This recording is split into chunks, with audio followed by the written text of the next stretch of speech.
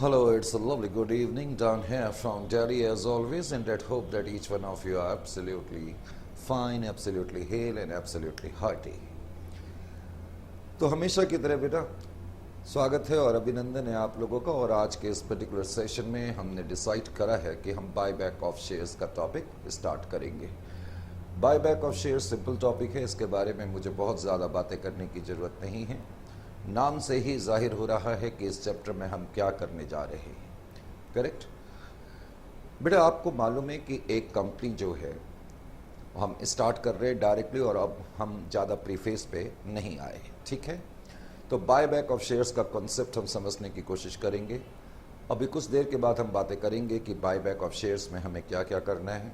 जैसा कि हर चैप्टर में करा जाता है, इस पर्टिकुलर चैप्टर में भी हम देखने की कोशिश करेंगे कि बाय बैक का मीनिंग क्या है, कोई कंपनी बाय बैक क्यों करती है, बाय बैक करने की हमें क्या एडवांटेजेस हासिल होती हैं। फिर बाय बैक जो होता है उसके कुछ टर्म्स हैं, कुछ कंडीशंस हैं, कुछ प्रोविजंस हैं कंपनीज एक्ट 2013 के भी और सेबी के भी। तो उन प्रोविजंस के मुताबिक बाय बैक होना चाहिए लिस्टेड कंपनी का और अनलिस्टेड कंपनी का।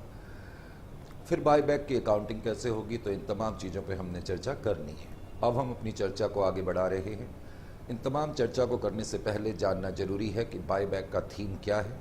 तो बाय बैक को समझने की अब हम कोशिश करते हैं। नाम से ही जैसा मैंने कहा जाहिर हो रहा है कि बाय बैक ऑफ शेयर्स, एक कंपनी अपने शेयर को इश्यू करती है, आप लोग उस कंपनी के शेयर्स को खरीद लेते हैं। करेक्ट।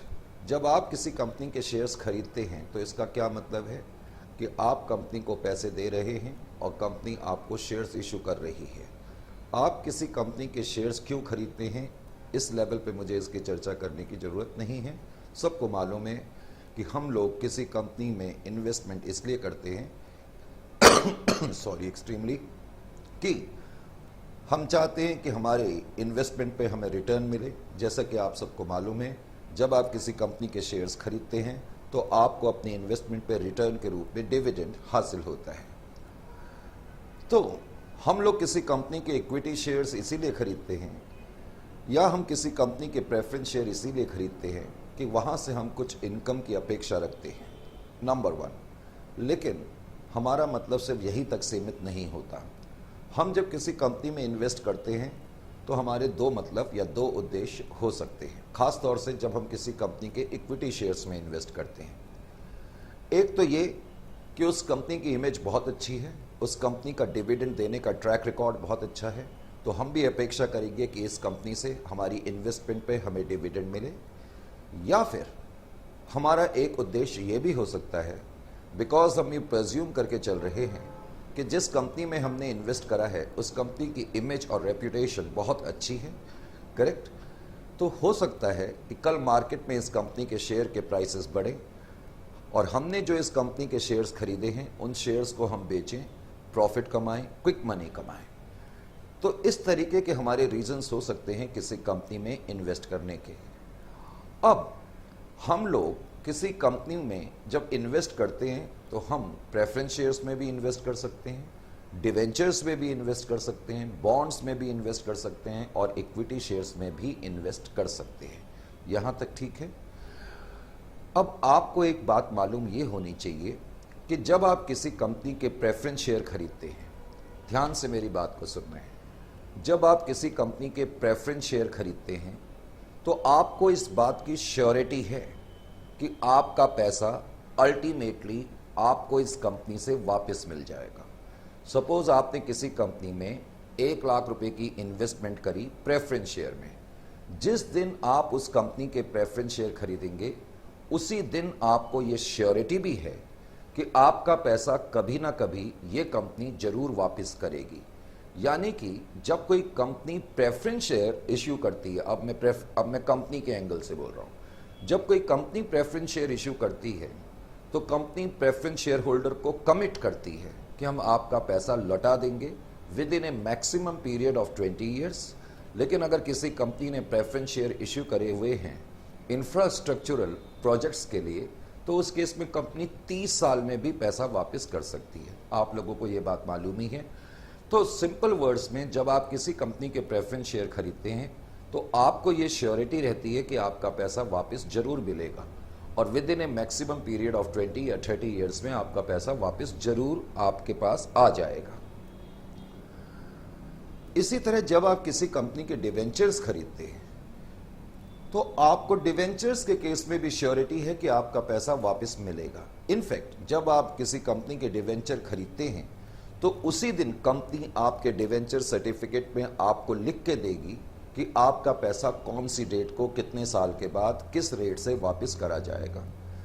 कहने का आशय यह है कि जब कोई किसी कंपनी के प्रेफरेंस शेयर खरीदता है या डिवेंचर खरीदता है तो उस इन्वेस्टर को इस बात की श्योरिटी है कि उसकी इन्वेस्टमेंट वापस आ जाएगी, उसका पैसा वापस आ जाएगा, कभी ना कभी वो जरूर वापस आएगा, इसमें किसी तरीके का डाउट नहीं है। अब मैं इसको कंपनी के एंगल से बोलूं तो कंपनी के एंगल से मैं यूं कहूंगा कि जब एक कंपनी प्रेफरेंस शेयर इशू कर करके या डिवेंचर्स इशू कर करके पैसा रेस करती है तो कंपनी के ऊपर एक लायबिलिटी है कि कंपनी ने ये पैसा वापस लौटाना ही लौटाना है।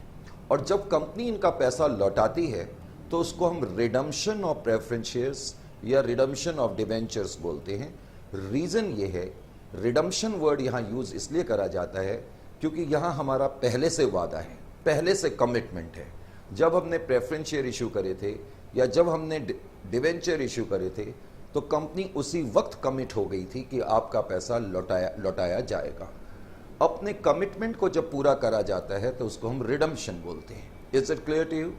इसी तरह से जब कोई कंपनी इक्विटी शेयर्स इशू करती है या आप जब किसी कंपनी के इक्विटी शेयर खरीदते हैं तो प्रॉब्लम यह है, डिवेंचर्स या प्रेफरेंस शेयर्स की तरह यहां पर कंपनी का कोई कमिटमेंट आपसे नहीं है कि आपका पैसा किस डेट को कब वापस लौटाया जाएगा। Are you getting my point और not? In case of debentures and in case of preference share, there is a commitment on part of the company that your amount will be redeemed after some time.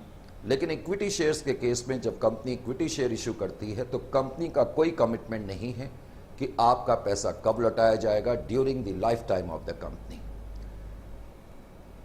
तो यहां पर point यह बनता है कि फिर bye back of shares का मतलब क्या है। जब कोई कंपनी इक्विटी शेयर इशू करती है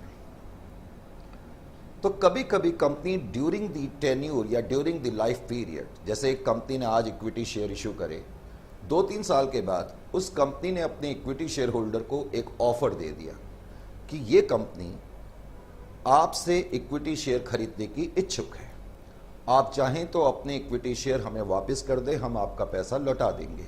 इसको बाय बैक ऑफ शेयर कहा जाता है। इसका भी मतलब वही है, कंपनी इक्विटी शेयर होल्डर का पैसा लौटा रही है, this is nothing but buy back of shares. लेकिन हम इसको कभी भी रिडम्पशन ऑफ इक्विटी शेयर नहीं कहेंगे। बात आपकी समझ में आ गई? हालांकि मतलब तो वही है, प्रेफरेंस शेयर होल्डर का पैसा लौटाना, डिवेंचर होल्डर का पैसा लौटाना, और कंपनी अब इक्विटी शेयर होल्डर का पैसा लौटा रही है क्योंकि कंपनी ने आपको ऑफर दिया है कि आप चाहें तो अपने शेयर हमारी कंपनी को वापस कर सकते हैं, हम आपका पैसा लौटा देंगे। तो ये बाय बैक ऑफ शेयर है। लेकिन हम इसको रिडम्पशन क्यों नहीं बोलते हैं, अब आपकी समझ में ये बात आनी चाहिए, क्योंकि यहां पर कंपनी का पहले से कोई कमिटमेंट नहीं है। You are getting my point और नॉट? लेकिन मतलब वही है। तो बाय बैक ऑफ शेयर्स का सिंपल वर्ड्स में मतलब वही हो गया कि जब कोई कंपनी मार्केट से अपने ही शेयर्स को खरीद लेती है तो इसको हम बाय बैक ऑफ शेयर्स कहते हैं, और ये भी एक तरीका है अपने इक्विटी शेयर होल्डर का पैसा लौटाने का।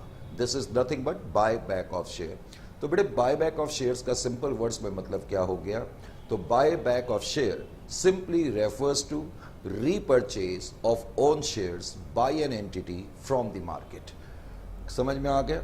मार्केट से अपने ही शेयर को शेयर होल्डर से खरीद लेना, ये बाय बैक ऑफ शेयर है। जब हम शेयर होल्डर से अपने ही शेयर खरीद रहे हैं तो इसका मतलब है कंपनी ने जो शेयर इक्विटी शेयर होल्डर को इश्यू करे थे उनको कहा जा रहा है कि आप शेयर वापस कर दो और अपना पैसा वापस ले लो। तो पहले तो ये पॉइंट आपकी समझ में आना चाहिए कि बाय बैक ऑफ शेयर्स को हम रिडम्पशन ऑफ इक्विटी शेयर्स क्यों नहीं कहते हैं। यहां जब हम वर्ड पढ़ रहे हैं बाय बैक ऑफ शेयर्स तो आपको ये भूलना नहीं है, यहां शेयर्स का मीनिंग सिर्फ इक्विटी शेयर्स के लिए स्टैंड कर रहा है। Is it clear to you? तो अब इसमें कोई बहुत बड़ा पॉइंट नहीं है, मैं आपसे एक सिंपल सी एंट्री पूछूं कि जब आप शेयर्स इशू करते हैं तो आप क्या एंट्री लिखते हैं? Sir bank account debit to share capital लिखते हैं। ये एंट्री तुमने 1000 बार करी है या नहीं करी? और जब कंपनी तुम्हारा पैसा, शेयर होल्डर का पैसा लौटाएगी तो कंपनी क्या एंट्री करेगी? शेयर होल्डर को जो हमने शेयर इश्यू करे थे वो हमारे पास वापस आएंगे, शेयर कैपिटल अकाउंट डेबिट, और कंपनी आपका पैसा आपको वापस कर देगी। दैट्स ऑल, कुछ है ही नहीं चैप्टर में। लेकिन हर चैप्टर की अपनी एक परिधि होती है, अपनी सीमाएं होती हैं, अपने पैरामीटर्स होते हैं, अपने प्रोविजंस होते हैं, और उन प्रोविजंस के हिसाब से ही हमें काम करना पड़ता है। इसीलिए हम यहाँ पर हैं और आप भी वहाँ पर हैं। करेक्ट? अगर ये इतना ही आसान होता तो फिर तो कोई प्रॉब्लम ही नहीं थी। तो बायबैक ऑफ शेयर्स के इस पर्टिकुलर टॉपिक को अब हम थोड़ा सा आगे बढ़ाते हैं। तो पहले तो बायबैक ऑफ शेयर्स का सिंपल वर्ड्स में मतलब है कि किसी भी कंपनी के द्वारा अपने ही इक्विटी शेयर को मार्केट से खरीद लेना। और मार्केट से खरीद लेने का मतलब है कि कंपनी अपने इक्विटी शेयर होल्डर का पैसा लौटा रही है। It is nothing but repayment of equity share holders. Is it clear to you? अब लेकिन मैंने कहा कि इतना आसान नहीं है। अब पॉइंट ये है कि अभी आपने कुछ लिखना नहीं है। जब मैं आपको लिखने के लिए बोलूं तो आपने सिर्फ और सिर्फ तब लिखना है, उससे पहले नहीं लिखना है। पहले हम इसका कॉन्सेप्ट समझने की कोशिश कर रहे हैं। हम बहुत सारी थ्योरी लिखेंगे, जैसा कि हम लोगों की आदत भी है।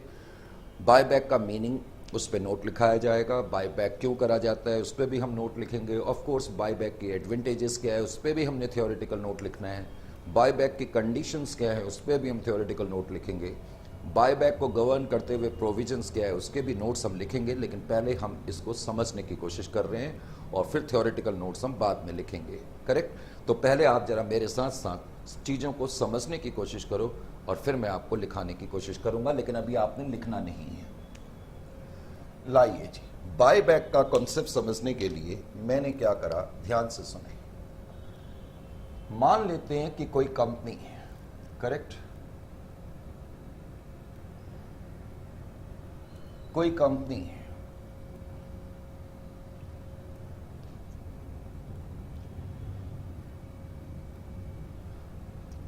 और इस कंपनी की इक्विटी शेयर कैपिटल अकाउंट में पैसा इतना पड़ा हुआ है। इक्विटी शेयर कैपिटल अकाउंट में मान लेते हैं कि 50 लाख रुपए है।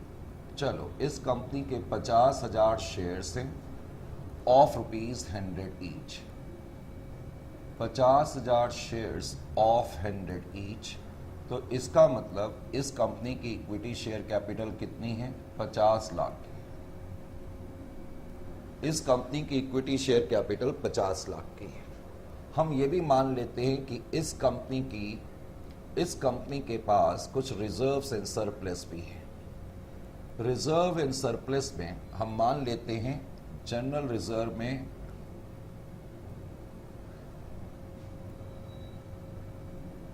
15 लाख रुपए मौजूद है। मैंने एक छोटी सी बैलेंस शीट बनाई, बल्कि बैलेंस शीट भी क्या बनाई, ये बैलेंस शीट का एक एक्सट्रैक्ट बनाया। इसको मैं एक्सट्रैक्ट इसलिए बोल रहा हूं क्योंकि ये बैलेंस शीट का एक छोटा सा टुकड़ा मैंने बनाया। मान लेते हैं कोई कंपनी है और उसकी लायबिलिटी साइड में कुछ ये आइटम्स नजर आ रहे हैं, equity share capital and reserve and surplus. अब मान लेते हैं कि इस कंपनी के डायरेक्टर ने डिसाइड करा कि हम बाय बैक करेंगे। इस कंपनी के डायरेक्टर ने bye back of equity shares करा 25% का। Bye back of equity shares 25%। इसका मतलब है कि इस कंपनी के डायरेक्टर्स ने डिसाइड करा कि हम 25% अपनी शेयर कैपिटल का बाय बैक करेंगे, यानी कि मार्केट में हमारे जितने भी शेयर्स हमने इश्यू करे हुए हैं उसका 25% हम खरीद लेंगे, यानी कि 25% शेयर होल्डर का पैसा लौटा देंगे। करेक्ट? अब ध्यान से देखें कि मैं यहां पर क्या क्या कर रहा हूं और मैं आपसे जितना पूछूं आपने केवल उतना ही आंसर देना भी है। जल्दी से बताओ हमारे नंबर ऑफ शेयर्स कितने हैं? सर हमारे 50,000 शेयर्स हैं। Very good. तो नंबर ऑफ शेयर्स जैसा कि आपने देखा आपके कितने हैं? 50,000 शेयर्स हैं। आपके मुताबिक आपकी याद रखे बेटे, सारी अकाउंटिंग कंपनी के एंगल से होती है, ये तो मुझे बताने की जरूरत नहीं। आपके 50,000 शेयर्स हैं। अब मुझे ये भी बता दो कितना बाय बैक आप कर रहे हो।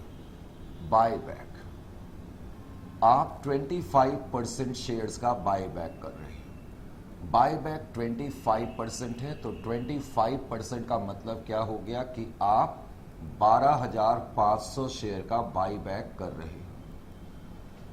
आपकी कंपनी का एक शेयर 100 रुपए का है, 50,000 शेयर हैं, आपने बाय बैक 25% शेयर्स का करा है। इसका मतलब आपकी कंपनी 12,500 शेयर खरीद रही है। खरीदने का मतलब है कि आप शेयर होल्डर्स को बोलोगे अपने शेयर हमारी कंपनी को वापस कर दो, हम आपका पैसा लौटा देते हैं। दैट्स ऑल, सिंपल सी बात है। अब बेटे मुझे जल्दी से बताओ कि मेरी एंट्री क्या होनी चाहिए। अगर मैं मतलब कंपनी, अगर मैं मार्केट से अपने ही शेयर खरीदूंगा तो मेरी शेयर कैपिटल यानी कि शेयर्स हमारे पास वापस आ जाएंगे। तो जो मेरी पहली एंट्री होगी उसको मैं क्या बोलूंगा? मैं अपनी पहली एंट्री को क्या बोलूंगा, ध्यान से सुने। Equity share capital account debit, 50,000 shares हमारे पास वापस आएंगे। 50,000 नो, 12,500। बेटे 12,500 का बाय बैक है तो 12,500 शेयर हमारे पास वापस आ रहे हैं। 100 रुपए का एक शेयर है तो इसका मतलब 12.5 लाख वर्थ रुपीस की शेयर कैपिटल हमारे पास वापस आ रही है। अब आपने इनका पैसा लौटाना है तो मैं यहां पर टू बैंक लिख देता हूं। टू बैंक लिख दूं? लिखना तो चाहिए टू बैंक, नो डाउट, क्योंकि हम इक्विटी शेयर होल्डर का पैसा लौटा रहे हैं, लेकिन हम एकदम से टू बैंक नहीं लिखते हैं।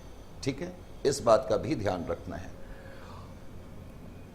मैं पहले लिखूंगा to equity share buy back account. Equity share buy back account. बेटे ये मैंने क्या लिखा? Equity share buy back account. ध्यान से देखें, equity share buy back account. Sir ये equity share buy back account क्या होता है? बेटे इक्विटी शेयर होल्डर अकाउंट को ही equity share buy back account कह देते हैं। इक्विटी शेयर होल्डर अकाउंट को equity share buy back account मैंने लिख दिया, शॉर्ट फॉर्म में लिख दिया। अभी मैं बाद में लॉन्ग फॉर्म में लिख दूंगा। अभी आपने नोट भी नहीं करना है, आप सिर्फ चीजों को पहले अच्छी तरीके से समझने की कोशिश करें। यानी कि हम एकदम से अमाउंट पे नहीं करते हैं। आपके शेयर हमारे पास वापस आ गए, हमने एकदम से अभी आपको कैश पे नहीं करा, लेकिन हमारी कंपनी की लायबिलिटी बढ़ गई। ये हमारे लिए लायबिलिटी है क्योंकि ये पैसा हमारी कंपनी ने आपको देना है। इसका मतलब ये ड्यू एंट्री है, पहले आप ड्यू एंट्री करेंगे। यहां तक ठीक है? अब कुछ टाइम के बाद आप 12.5 लाख रुपए इक्विटी शेयर होल्डर को दे देंगे, इसमें किसी तरीके का डाउट नहीं है। लेकिन यहां पर एक थोड़ी सी समस्या होती है। जब हम ये एंट्री पास करते हैं, इससे एक बड़ा प्रभाव कंपनी के ऊपर पड़ता है। तो बाय बैक ऑफ शेयर मुश्किल चैप्टर तो नहीं है, लेकिन मैंने कहा कि कुछ चीज़ों का तो हमें ध्यान रखना ही पड़ेगा। करेक्ट? तो ध्यान से समझें, जब कोई company by back of share करती है तो हमें ये एंट्री पहले करनी पड़ेगी, लेकिन इस एंट्री के करने से एक बहुत ज़बरदस्त चीज़ हो गई, एक बड़ी हलचल मच गई। सर ऐसा क्या हो गया? ध्यान से सुने। इस बात को समझने के लिए पहले आप यहां पर ध्यान दें। बेटे किसी भी कंपनी के कॉन्टेस्ट में मैं एक वर्ड यूज करूंगा, उसका तुमने ध्यान रखना है।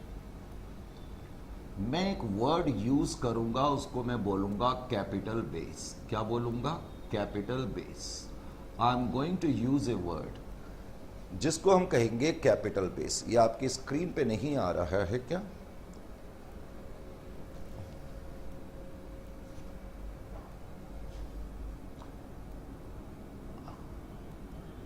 Capital base. हम एक वर्ड यूज करेंगे capital base. Correct? Capital base. याद रखना है, ये वर्ड आपके लिए एक नया वर्ड है। इससे पहले बेटे आपने इस वर्ड को नहीं सुना है। आपने कैपिटल स्ट्रक्चर सुना है, आपने कैपिटल एम्प्लॉयड सुना है। तो पहले तो कैपिटल बेस को कैपिटल स्ट्रक्चर या कैपिटल एम्प्लॉयड से कंफ्यूज नहीं करना है। समझ में आ गया? किसी भी कंपनी के कॉन्टेस्ट में कैपिटल बेस का मतलब क्या है? कैपिटल बेस के हमेशा 3 पहलू होते हैं, इस बात को ध्यान रखना है। कैपिटल बेस के 3 पहलू होते हैं। एक तो होता है इक्विटी शेयर कैपिटल। अगर मैं आपसे पूछूं किसी कंपनी के कैपिटल बेस के बारे में, तो कैपिटल बेस आपको बताना है कि कैपिटल बेस का मतलब है sum of equity share capital plus preference share capital plus capital redemption reserve. अभी आप कैपिटल रिडम्पशन रिजर्व के बारे में भी ज़्यादा नहीं जानते हैं, लेकिन आपको घबराने की जरूरत नहीं है। कोई भी आपसे पूछे कि कैपिटल बेस क्या है, तो कैपिटल बेस किसी भी कंपनी के कॉन्टेक्स्ट में इन 3 चीज़ों का जो टोटल होता है उसको कैपिटल बेस कहते हैं। करेक्ट। अगर मैं आपसे पूछूं, ये जो मैंने एक छोटा सा एग्जाम्पल लिखा, इस एग्जाम्पल को देख करके बताओ कंपनी का कैपिटल बेस क्या है। सर इस एग्जाम्पल में तो 2 ही आइटम है। हाँ बेटे, इसके अंदर 2 ही आइटम है, लेकिन फिर भी आप मुझे बताओ कि इस कंपनी का कैपिटल बेस कितना है। तो आप मुझे क्या बताओगे कि इस कंपनी का कैपिटल बेस तो सर 50 लाख है। Isn't it or not? क्योंकि इस कंपनी की सिर्फ इक्विटी शेयर कैपिटल ही तो नजर आ रही है। जो मैंने बैलेंस शीट आपके सामने बनाई है उसमें सिर्फ इक्विटी शेयर कैपिटल है, प्रेफरेंस शेयर कैपिटल मैंने लिखी नहीं है। तो इसका मतलब है कि इस कंपनी का जो कैपिटल बेस है वो 50 लाख का है। ये कहा जा सकता है क्योंकि मैंने बाकी आइटम तो लिखे ही नहीं है। अब जब कोई कंपनी बायबैक करती है तो हम ये एंट्री पास करते हैं। इस एंट्री को करने का मकसद है अमाउंट को ड्यू करना। हमारे पास इक्विटी शेयर आ गए और हमने ये पैसा इक्विटी शेयर होल्डर को पे करना है। बेटे आपने देखा कि आपकी इक्विटी शेयर कैपिटल डेबिट हो रही है। जब कोई कंपनी इक्विटी शेयर्स इश्यू करती है तो इक्विटी शेयर कैपिटल क्रेडिट होती है, और शेयर कैपिटल के क्रेडिट होने का मतलब होता है शेयर कैपिटल का बढ़ना। लेकिन शेयर कैपिटल के डेबिट होने का मतलब है शेयर कैपिटल का कम होना। तो इक्विटी शेयर कैपिटल डेबिट हो रही है, तो इसका मतलब तुमने क्या देखा कि हमारे कैपिटल बेस में अब कुछ चेंज आ गया। एंट्री नंबर 1 करने के बाद तुमने क्या देखा, हमारा कैपिटल बेस बढ़ गया या घट गया। सर हमारा कैपिटल बेस कम हो गया, राइट। तुमने देखा कि इक्विटी शेयर कैपिटल अकाउंट में अब 37,50,000 रुपीज का बैलेंस है। इक्विटी शेयर कैपिटल अकाउंट में now there is a balance of 37,50,000। In fact, this was the point which I just wanted to stress upon. जब कोई कंपनी बायबैक ऑफ शेयर्स करती है तो एक बड़ी समस्या क्या होती है कि कंपनी का कैपिटल बेस बिगड़ जाता है। तुमने देखा हमारे कैपिटल बेस में बदलाव आ गया, कैपिटल बेस ऑल्टर हो गया, कैपिटल बेस में कुछ चेंजेस आ गए। सर इससे क्या हुआ? यही तो हमारी समस्या का मेन पहलू है। किसी भी कंपनी के कैपिटल बेस में जब चेंजेस या बदलाव आते हैं तो बेटे इस बात को बहुत ही ज़्यादा ध्यान से आपने समझना है। जब किसी कंपनी के कैपिटल बेस में किसी भी तरीके का बदलाव आएगा तो इसका मतलब क्या है? इसका मतलब ये हो गया कि कैपिटल मार्केट में लोग शक भरी निगाहों से हमारी कंपनी के अफेयर्स को देखना शुरू कर देते हैं, और ये बड़ी नेचुरल सी ह्यूमन टेंडेंसी है। अगर मैं किसी चीज़ को शक भरी निगाहों से देख रहा हूँ तो इसका मतलब है उस चीज़ की छवि मेरी आंखों में अच्छी नहीं है। हम ये कह सकते हैं या नहीं कह सकते? सर बिल्कुल कह सकते हैं। तो कहने का मतलब ये हो गया, जब कोई कंपनी बायबैक ऑफ शेयर्स करती है तो कंपनी का कैपिटल बेस बिगड़ जाता है, चेंज हो जाता है, ऑल्टर हो जाता है, और कोई भी कंपनी अपने कैपिटल बेस में किसी भी तरीके के चेंजेस अफोर्ड नहीं कर सकती है। समस्या ये है क्योंकि कैपिटल बेस में चेंज आने का मतलब है कैपिटल मार्केट में हमारी कंपनी शक के घेरे में आ जाती है। लोग सस्पेक्ट करना शुरू कर देते हैं हमारी कंपनी के अफेयर्स को, जिसके प्रभाव क्या पड़ते हैं कि इन्वेस्टर्स हमारी कंपनी में पैसा नहीं लगाएंगे, फाइनेंशियल इंस्टीट्यूशंस हमारी कंपनी को लोन देने में घबराना शुरू कर देंगे, और सप्लायर्स ऑफ रॉ मटेरियल हमारी कंपनी को क्रेडिट फैसिलिटी देने में आनाकानी शुरू कर देंगे। This is the major problem. तो अब आपकी बात थोड़ी थोड़ी समझ में आनी चाहिए कि जब कोई कंपनी बायबैक ऑफ शेयर्स करती है तो हमारे कैपिटल बेस में तब्दीली आ जाती है। अब प्रॉब्लम यह है कि कोई भी कंपनी अपने कैपिटल बेस में किसी भी तरीके की तब्दीली या बदलाव या ऑल्टरेशन को अफोर्ड नहीं कर सकती, because it could bring horrendous consequences for the company. ये कंपनी के लिए बड़े भयानक परिणाम लेकर के सामने आ सकता है, यहां तक कि कल ये हमारी कंपनी के लिक्विडेट होने का कारण भी बन सकता है। तो बात बेटे आपकी समझ में क्या आनी चाहिए, इस चैप्टर का थीम क्या है? पहले तो इस चैप्टर का थीम बिल्कुल क्लियर करें।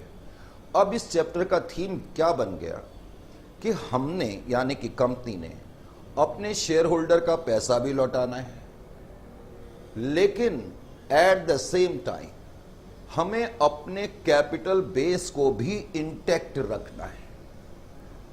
बात समझ में आई मैं क्या कह रहा हूं? मैंने कहा कि हमें शेयर होल्डर का पैसा भी लौटाना है और हमें यह भी देखना है कि हमारे कैपिटल बेस में किसी तरीके का कोई बदलाव ना आए। सर ऐसा कैसे हो सकता है?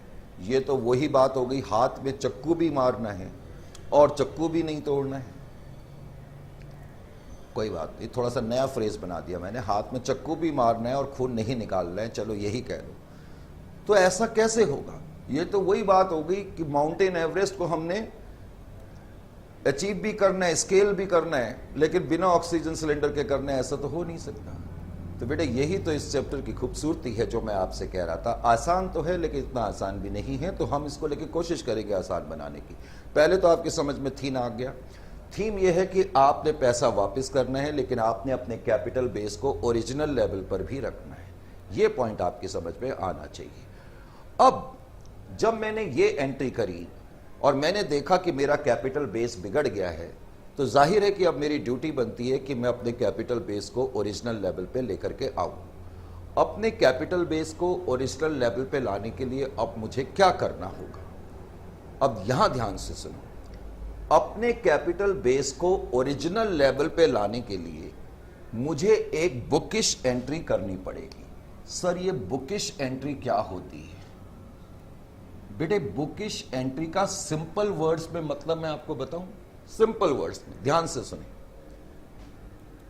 मान लेते हैं ये बैलेंस शीट है, थोड़ी देर के लिए मानने में कोई हर्ज नहीं। ये एसेट है, ये लायबिलिटी है। कोई भी एंट्री जिसका इफेक्ट लायबिलिटी साइड में ही पड़ता है उसको बुकिश एंट्री कहते हैं। समझ में आ गया? कोई भी ऐसी एंट्री जिसका इफेक्ट सिर्फ लायबिलिटी साइड में ही पड़ेगा उसको हम क्या बोलेंगे? Bookish entry, BOOKISH। और बुकिश एंट्री का भी मतलब आपको पता है? बुकिश एंट्री का मतलब है सिर्फ नाम मात्र के लिए करी गई एंट्री, सिर्फ नाम मात्र के लिए करी गई एंट्री। बेटे अगर मैं आपको हकीकत में बयान करूं तो लायबिलिटी साइड कुछ अकाउंट्स में होती नहीं है। लायबिलिटी साइड तो केवल नॉमिनेशन है। जैसे कि आपने शेयर कैपिटल इश्यू करी, हकीकत में तो आपके पास कैश आया ना। और लायबिलिटी साइड में जो वर्ड शेयर कैपिटल है वो कुछ है थोड़ी, वो तो सिर्फ ये बता रहा है कि ये कैश शेयर्स को इश्यू कर करके आया। लेकिन लायबिलिटी साइड में जो तुमने वर्ड लिखा है शेयर कैपिटल वो थोड़ी कुछ है। Liability side is nothing. लेकिन फिर भी लायबिलिटी साइड की अपनी इंपॉर्टेंस है। जस्ट मैं आपको पहले ये पॉइंट भी क्लियर कर दूं क्योंकि बहुत से बच्चों को तो लायबिलिटी साइड का मीनिंग ही नहीं पता है। यहां ध्यान से सुनो। किसी कंपनी की लायबिलिटी साइड में मान लेते हैं जनरल रिजर्व 100 लाख रुपए के, करेक्ट? लायबिलिटी साइड में जनरल रिजर्व का क्या मतलब है बताओ जरा जल्दी से। देखिए जरा आपने कितनी अकाउंटिंग करी है। एक्चुअली हमारा ध्यान कई बार छोटी छोटी बातों पे जाता नहीं है। अब ध्यान से सुनो। पहले तो लायबिलिटी साइड में जो मैंने जनरल रिजर्व लिखा है ये कुछ भी नहीं है, ये तो एक शब्द है, एक वर्ड है जनरल रिजर्व। ये कुछ है थोड़ी, इट इज नथिंग। लेकिन लायबिलिटी साइड में जनरल रिजर्व लिखा होने का मतलब क्या बन गया? ध्यान से सुनो। इसका मतलब है लायबिलिटी साइड में जनरल रिजर्व लिखा होने का मतलब क्या है कि ये कंपनी ऑपोजिट साइड से 100 लाख तक के एसेट जहां मर्जी जैसे मर्जी चाहे यूज कर सकती है। यह जनरल रिजर्व का मतलब निकल गया। That mean directors of this company can use 100 lakhs worth of assets anywhere according to their whims and according to their desires and according to their wishes। समझ में आया जनरल रिजर्व? जरा ध्यान से सुनो। सपोज लायबिलिटी साइड पे general reserve अभी 100 लाख का है। अब मैं एक बुकिश एंट्री कर रहा हूं। अभी मैंने कहा था ना, बुकिश एंट्री वो एंट्री होती है जिसका इफेक्ट एक ही तरफ पड़ता है। ध्यान से सुने। सपोज मैं एक एंट्री करूं, general reserve account debit 70 lakhs to capital redemption reserve 70 lakhs। अब बेटे इस एंट्री का क्या फर्क पड़ गया? इस एंट्री के करने से बताओ यहां पर क्या फर्क पड़ गया लायबिलिटी साइड में। अब ध्यान से सुने। जब मैंने ये एंट्री करी तो जनरल रिजर्व डेबिट हो गया, तो इसका मतलब जनरल रिजर्व में अब कितना बैलेंस आ गया? 100 माइनस 70 ओनली 30। मैंने जनरल रिजर्व जिसमें 100 लाख था, मैंने ट्रांसफर कर दिया 70 सीआरआर में, कैपिटल रिडम्पशन रिजर्व में। इसका मतलब अब जो ये बैलेंस शीट है, इस बैलेंस शीट में जनरल रिजर्व तो इतना है और सीआरआर में 70 लाख आ गया। लेकिन बेटे ध्यान से देखा जाए, बुकिश एंट्री का मतलब है लायबिलिटी साइड के आइटम को इधर उधर शिफ्ट कर देना, दैट्स ऑल। उससे हमारे एसेट्स पर कोई फर्क नहीं पड़ता है। लेकिन फिर भी हम लोग ऐसा करते क्यों हैं? लायबिलिटी साइड में इतनी सारी चीजें हम फिर भी लिखते क्यों हैं? पॉइंट तो ये बनता है। अब ध्यान से सुने। जब मैंने ये एंट्री करी, अब मुझे बताओ इस एंट्री के करने के बाद जब ये बैलेंस शीट बन गई, तो अब इस बैलेंस शीट का क्या मतलब है? ध्यान से सुनिए। इस बैलेंस शीट का मतलब क्या हो गया? जनरल रिजर्व में 30 लाख रुपए है, तो इसका मतलब मैं ऑपोजिट साइड से 30 लाख रुपए तक के एसेट्स जहां मर्जी जैसे मर्जी चाहे यूज कर सकता हूं। समझ में आया? और कैपिटल रिडम्पशन रिजर्व के मौजूद होने का क्या मतलब हो गया? इसका मतलब है मैं ऑपोजिट साइड से 70 लाख के एसेट मनमाने रूप से इस्तेमाल नहीं कर सकता। ऑपोजिट साइड से 70 लाख रुपए के एसेट्स मैं केवल और केवल लिक्विडेशन के वक्त शेयर होल्डर का पैसा लौटाने के लिए ही इस्तेमाल कर सकता हूं। बात आपकी समझ में आई? बेटे अकाउंट्स में लायबिलिटी साइड कुछ होती नहीं है, लेकिन लायबिलिटी साइड की अपनी महत्वता है, अपनी इंपॉर्टेंस है, अपना सिग्निफिकेंस है। क्योंकि लायबिलिटी साइड एसेट साइड के यूजेस को निर्धारित करती है। That is the importance of liability side. आपने देखा, जब मैं एसेट्स को प्रेशर में डालना चाहता हूं, यानी कि सिंपल वर्ड्स में, जब मैं चाहता हूं कि इस कंपनी के डायरेक्टर एसेट्स को मनमाने रूप से इस्तेमाल ना करें, तो हम लोग कोशिश करते हैं ज्यादा पैसा ऐसे रिजर्व्स में डालने का जो एसेट्स के ऊपर ब्रेक लगा देते हैं। जैसे मैंने जब सीआरआर बनाया तो एसेट्स पर ब्रेक लग गया। 70 लाख तक के एसेट्स अब मैं मनमाने रूप से इस्तेमाल नहीं कर सकता। उनका यूज सिर्फ और सिर्फ लिक्विडेशन के वक्त शेयर होल्डर का पैसा लौटाने के लिए करा जा सकता है। बात समझ में आ गई? बुकिश एंट्री की इंपॉर्टेंस क्या होती है? बुकिश एंट्री हमारे एसेट साइड के यूजेस को निर्धारित करती है। पहले तो यह समझ में आना चाहिए। हालांकि बुकिश एंट्री से एसेट्स के अमाउंट पे कोई फर्क नहीं पड़ेगा, ना ही एसेट्स के पर्टिकुलर एसेट्स के अमाउंट में कोई फर्क पड़ेगा, लेकिन ये हमारे एसेट्स के यूजेस को निर्धारित जरूर कर देगी। समझ में आ गया? अब मैं आपसे ये कह रहा था, अब दोबारा से हम लौट करके आते हैं। जब कोई कंपनी बायबैक ऑफ शेयर्स करती है, अब हम इतना समझ चुके हैं कि कंपनी का कैपिटल बेस ऑल्टर हो जाता है, जिसको कि कोई भी कंपनी अफोर्ड नहीं कर सकती है। तो जरूरी हो जाता है कि हम अपने कैपिटल बेस को ओरिजिनल लेवल पे लाएं। और कैपिटल बेस को ओरिजिनल लेवल पे लाने के लिए हम क्या करते हैं? ध्यान से देखिए। कैपिटल बेस को ओरिजिनल लेवल पे लाने के लिए अब मैं एक बुकिश एंट्री करूंगा। बुकिश एंट्री मैंने क्या करी? मैंने अपनी लायबिलिटी साइड को देखा। ये मेरी लायबिलिटी साइड है। मैंने अपनी लायबिलिटी साइड में देखा कि क्या कोई रेवेन्यू नेचर का रिजर्व मौजूद है या नहीं है। मैंने अपनी लायबिलिटी साइड में देखा कि कोई रेवेन्यू नेचर का रिजर्व मौजूद है या नहीं है। सर, रेवेन्यू नेचर का रिजर्व मौजूद है। General reserve, reserve fund, profit and loss account, ये सब रेवेन्यू नेचर के रिजर्व हैं, आपको चिंता की जरूरत नहीं है। अभी मैं थोड़ी देर के बाद जब थ्योरेटिकल नोट लिखाऊंगा तो मैं बकायदा जितने भी टाइप के रिजर्व्स होते हैं मैं उनकी लिस्ट बना दूंगा, लेकिन अभी आपका ध्यान सिर्फ कॉन्सेप्ट पे रहना चाहिए। अब मेरा कैपिटल बेस बिगड़ गया, मुझे अपने कैपिटल बेस को ओरिजिनल लेवल पे लाना है। ओरिजिनल लेवल पे लाने के लिए मैंने क्या करा, मैंने अपने रेवेन्यू रिजर्व्स को देखा, मैंने चेक करा कि रेवेन्यू रिजर्व कितने के हैं, 15 लाख के हैं। मेरा कैपिटल बेस कितने से कम हुआ, 12.5 लाख से। अपने कैपिटल बेस को ओरिजिनल लेवल पे लाने के लिए मैंने क्या करा, ध्यान से देखिए, मैंने एक एंट्री लिख दी, जनरल रिजर्व अकाउंट डेबिट। मैंने general reserve account debit 12.5 lakh, 12.5 lakh, 15 lakh रुपए जनरल रिजर्व में है, लेकिन मैंने 12.5 लाख से ये एंट्री करी to capital redemption reserve. Sir इस एंट्री के करने से तो एसेट साइड पे तो कोई फर्क नहीं पड़ा, बिल्कुल नहीं पड़ा, बिल्कुल नहीं पड़ा, आपने ठीक समझा, ये बुकिश एंट्री है। अब मैं आपसे एक छोटा सा क्वेश्चन पूछता हूं, बताओ बेटे इस एंट्री के बाद जनरल रिजर्व बढ़ गया या घट गया? सर जनरल रिजर्व तो घट जाएगा, लेकिन लायबिलिटी साइड में एक नया आइटम आ जाएगा। कौन सा आइटम आ जाएगा? Capital redemption reserve. आएगा या नहीं आएगा? इसका मतलब इस एंट्री को करने के बाद आप मुझे जल्दी से बताओ, जल्दी से बताओ, इस एंट्री को करने के बाद आप मुझे जल्दी से बताओ कि अब आपका कैपिटल बेस कितने का है। हमारी इक्विटी शेयर कैपिटल में सर 37,50,000 रुपीज है। स्क्रीन पे आ रहा है, आ रहा है। प्रेफरेंस शेयर कैपिटल में कुछ नहीं है, लेकिन अब मेरे कैपिटल रिडम्पशन रिजर्व में 12,50,000 आ गए या नहीं आ गए? तो इस तरीके से मैं कह सकता हूं कि मेरा कैपिटल बेस ओरिजिनल लेवल पर आ गया।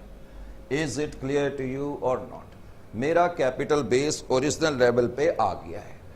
तो इसका मतलब यह है कि जब कोई company by back of shares करती है, बाय बैक ऑफ शेयर्स का मतलब पहले तो सिंपल वर्ड्स में है रीपर्चेज ऑफ ओन शेयर्स, जिसका इनडायरेक्ट मतलब है company is repaying the amount to the equity share holders. Company अपने इक्विटी शेयर होल्डर का पैसा लौटा रही है। अपने इक्विटी शेयर होल्डर का पैसा लौटाने के लिए कंपनी पहले ड्यू एंट्री करेगी। जब हम ड्यू एंट्री करते हैं तो हमारा कैपिटल बेस बिगड़ जाता है। कैपिटल बेस को ओरिजिनल लेवल पे लाने के लिए हम एक बुकिश एंट्री पास करते हैं, जिसको कि हम अकाउंट्स की परिभाषा में बोलते हैं यूटिलाइजेशन ऑफ रिजर्व्स। क्या बोलेंगे? Utilisation of reserves. Bookish entry करने के लिए मैं रेवेन्यू रिजर्व्स का ही प्रयोग करूंगा जब तक कि मैं कुछ और ना बोलूं। इस एंट्री को करने के लिए मैं केवल रेवेन्यू नेचर के रिजर्व्स का ही इस्तेमाल कर सकता हूं, जैसे general reserve, reserve fund, profit and loss account, dividend equalisation fund, insurance fund, ये सब रेवेन्यू नेचर के रिजर्व्स होते हैं। इनकी लिस्ट मैंने कहा थोड़ी देर के बाद मैं बना दूंगा। तो हमने ये बुकिश एंट्री करी, यानी कि नाम मात्र की एंट्री करी, लेकिन इस एंट्री के करने से मेरा कैपिटल बेस ओरिजिनल लेवल पे पहुंच गया। और जब आपको यकीन हो जाए कि आपका कैपिटल बेस ओरिजिनल लेवल पे पहुंच गया है, तब आप क्या करेंगे? तब आप उसके बाद एक्चुअल पेमेंट की एंट्री करेंगे। एक्चुअल पेमेंट, अब आप एक्चुअल पेमेंट करेंगे। अभी तक आपने एक्चुअल पेमेंट करी नहीं है, तो इक्विटी शेयर होल्डर या equity share buy back account debit, equity share holder को आपने 12.5 लाख रुपए की पेमेंट करनी है, ये पेमेंट आप कर देंगे। Equity share holder account debit to bank account. तो इस तरीके से अब आपने इनको पेमेंट करी। सिंपल सर, बिल्कुल सिंपल, ये तो बड़ा ही सिंपल है। कुछ बच्चों के दिमाग में एक सवाल जरूर यहां पर आ सकता है, सर इस केस में तो हमारे पास जनरल रिजर्व 15 लाख रुपए के थे, इस केस में हमारे पास जनरल रिजर्व 15 लाख के थे, तो हमें कोई प्रॉब्लम नहीं आई अपने कैपिटल बेस को ओरिजिनल लेवल पे लाने के लिए। लेकिन अगर मेरे पास रेवेन्यू रिजर्व्स में 15 लाख नहीं होते, 10 लाख ही होते, तो मैं क्या करता? मैंने कहा अभी आपको लिखना नहीं है। इस वाले का सॉल्यूशन तो पूरा हो गया, यानी कि यहां पर हम मान करके चल रहे हैं कि कंपनी के पास सफिशिएंट रिजर्व थे। तो यहां उतनी प्रॉब्लम नहीं आई। अब जरा यहां देखो, सपोज अब मैं एक दूसरा केस लूं। मान लेते हैं कंपनी के पास रेवेन्यू रिजर्व 10 लाख रुपए के हैं, सिर्फ 10 लाख रुपए के, करेक्ट। और कंपनी 25% शेयर का बाई बैक करना चाहती है। नंबर ऑफ शेयर 50,000 हैं, 25% बाई बैक करना चाहती है, तो इसका मतलब 12,500 शेयर का बाई बैक हो रहा है। आप पहली ड्यू एंट्री करेंगे, this is your due entry. हम बात अभी आपने लिखना कुछ नहीं है, अभी हम सिर्फ कॉन्सेप्ट को क्लियर कर रहे हैं। अमाउंट ड्यू, आपने अपने इक्विटी शेयर होल्डर को 12.5 लाख रुपए देने हैं। मुझे बताने की जरूरत नहीं है, जब हम ये एंट्री करते हैं तो हमारा कैपिटल बेस कम हो जाता है। एंट्री नंबर 1 के बाद जैसा कि आपने देखा कि आपका कैपिटल बेस जो है वो कितने का आ गया, 37,50,000 रुपए का आ गया इस एंट्री के करने के बाद। तो मुझे अब अपने कैपिटल बेस को ओरिजिनल लेवल पे लाना है। कैपिटल बेस को ओरिजिनल लेवल पे लाने के लिए मुझे क्या करना होता है? आपने अभी पिछले यानी कि इस डिमॉन्स्ट्रेशन में जो अभी मैंने करा, आपने देखा कि मैंने क्या करा, कैपिटल बेस को ओरिजिनल लेवल पे लाने के लिए मैंने अपने रेवेन्यू नेचर के रिजर्व का इस्तेमाल करा या नहीं करा? सर बिल्कुल करा। लेकिन अब जरा यहां ध्यान दें, मेरा कैपिटल बेस इस वक्त ये है पहली एंट्री करने के बाद। अब नेक्स्ट टाइम से हम जो भी क्वेश्चन करेंगे हम एक वर्किंग भी करा करेंगे, जिसको हम बोलेंगे वर्किंग फॉर रेस्टोरमेंट, वर्किंग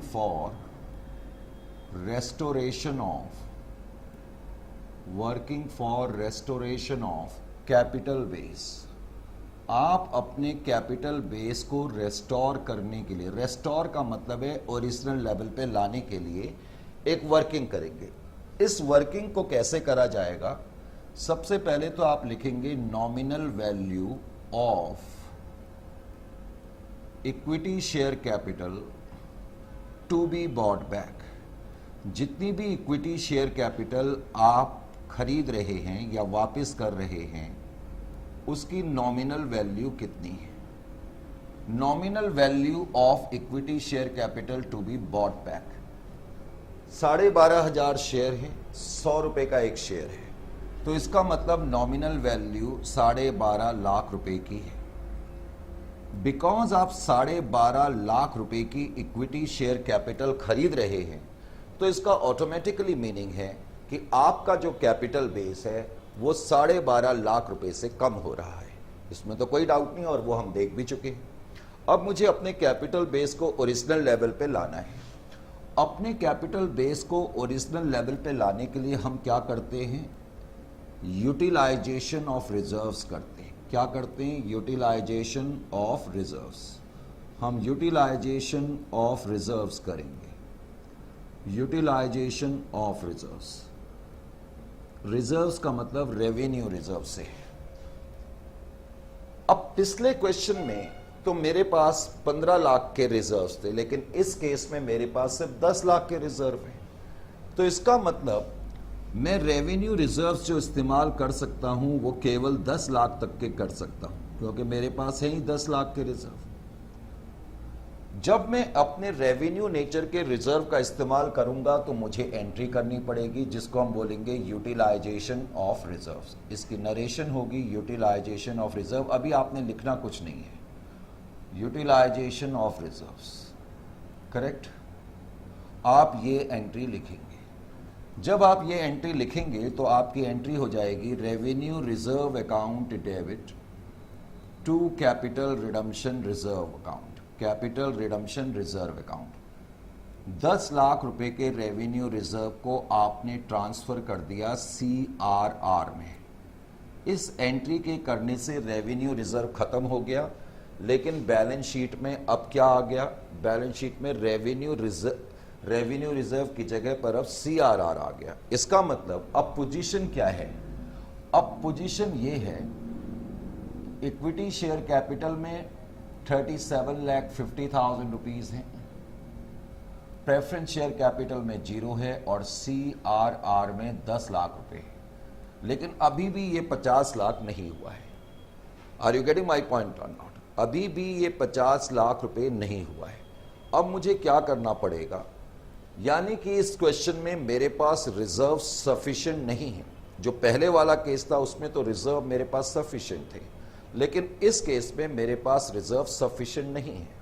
जब रिजर्व सफिशिएंट नहीं होंगे तो आप क्या करेंगे, ध्यान से देखें, आप फ्रेश इश्यू करेंगे। क्या करेंगे? फ्रेश इश्यू करेंगे। फ्रेश इश्यू, तो आप फ्रेश इश्यू करेंगे, और जो फ्रेश इश्यू आप करेंगे वो प्रेफरेंस शेयर का ही करा जा सकता है। आप प्रेफरेंस शेयर्स का फ्रेश इश्यू करेंगे और उतने अमाउंट का फ्रेश इश्यू करेंगे जितने की डेफिशिएंसी है। 12.5 लाख चाहिए, लेकिन आपके पास रेवेन्यू रिजर्व में सिर्फ 10 लाख हैं, तो इसका मतलब 2.5 लाख रुपए का आप फ्रेश इश्यू करेंगे। पूरी कहानी समझ में आ गई? तो अभी तक का हमारा डिस्कशन क्या निकला कि जब कोई कंपनी बायबैक ऑफ शेयर्स करती है तो कंपनी का कैपिटल बेस बिगड़ जाता है, ऑल्टर हो जाता है, और कोई भी एंटिटी अपने बिगड़े हुए कैपिटल बेस को अफोर्ड नहीं कर सकती। इसलिए ये लाजमी हो जाता है कि हम अपने ऑल्टर्ड कैपिटल बेस को ओरिजिनल लेवल पे लेकर के आएं, और ओरिजिनल लेवल पे लेके आने के लिए कंपनी क्या करती है, अपने रेवेन्यू नेचर के रिजर्व्स का इस्तेमाल करती है। लेकिन अगर रेवेन्यू नेचर के रिजर्व सफिशिएंट मात्रा में उपलब्ध नहीं है तो फिर हम फ्रेश इश्यू भी करते हैं उतने का जितने के रिजर्व हमारे पास नहीं है। इसको यूं भी कहा जा सकता है। इसका मतलब अपने कैपिटल बेस को ओरिजिनल लेवल पे लाने के लिए हम रेवेन्यू नेचर का ही इस्तेमाल करेंगे अगर वो सफिशिएंट मात्रा में है, लेकिन अगर वो सफिशिएंट मात्रा में नहीं है तो फिर हम रेवेन्यू नेचर के रिजर्व को इस्तेमाल तो करेंगे ही, और जो डेफिशिएंसी है उसके लिए फिर हम क्या करेंगे, फ्रेश इश्यू करेंगे। ध्यान ये रखना है कि फ्रेश इश्यू आपने प्रेफरेंस शेयर्स का करना है, क्योंकि बाय बैक कर रहे हैं, अगले 6 महीने तक आप कोई इक्विटी शेयर इश्यू नहीं कर सकते। Is it clear to you? तो अब मैं इसकी एंट्री कर दूंगा। जो फ्रेश इश्यू है उसकी एंट्री मैंने करी, तो फ्रेश इश्यू की जब मैं एंट्री करूंगा तो एंट्री क्या बन जाएगी, फ्रेश इश्यू। फ्रेश इश्यू की एंट्री मैंने करी, bank account debit to, bank account debit to preference share capital account. 2.5 lakh रुपए का आपने फ्रेश इश्यू करा, और इस फ्रेश इश्यू को करने से अब आपका कैपिटल बेस ओरिजिनल लेवल पे आ गया। ध्यान से देखें, एंट्री नंबर 2 और 3 के बाद अब पोजीशन क्या है? अब पोजीशन ये है, आपके इक्विटी शेयर कैपिटल में इतना है, प्रेफरेंस शेयर कैपिटल में इतना है, CRR में इतना है, तो आपका कैपिटल बेस अब 50 लाख का हो चुका है। तो जब आपका कैपिटल बेस ओरिजिनल लेवल पे आ गया, उसके बाद ही अब आप क्या करेंगे, एक्चुअल पेमेंट की एंट्री करेंगे। अब आपने एक्चुअल पेमेंट की एंट्री करी, एक्चुअल पेमेंट। तो एक्चुअल पेमेंट की जब आप एंट्री करेंगे तो एक्चुअल पेमेंट की बेटे एंट्री क्या होगी, एक्चुअल पेमेंट की जो एंट्री होगी वो ये एंट्री होगी, equity share buy back account debit to bank account. तो 12.5 लाख रुपए की एक्चुअल पेमेंट आप कर देंगे। समझ में आया? Is it clear to you और नॉट? यहां तक आपकी बात समझ में आ गई? तो अभी हम इनिशियल कॉन्सेप्ट देख रहे हैं, अभी आपको कुछ नोट नहीं करना है। मैंने अभी आपसे कहा कि अभी आपको नोट करने की कोई ज़रूरत नहीं है। जब मैं आपको नोट करने के लिए बोलूं तो आपने तब नोट करना है। Is it clear to you? ये अभी हमने कॉन्सेप्ट को एक्सप्लेन करा है। अब हम क्या करेंगे, अभी मैं इस सेशन को यहीं पर रोक रहा हूं। जब मैं अगले सेशन में अभी आऊंगा तो सबसे पहले हम थ्योरेटिकल नोट लिखेंगे और उस जो भी अभी तक हमने करा, और फिर हम आगे इस चैप्टर को बढ़ाएंगे। ठीक है?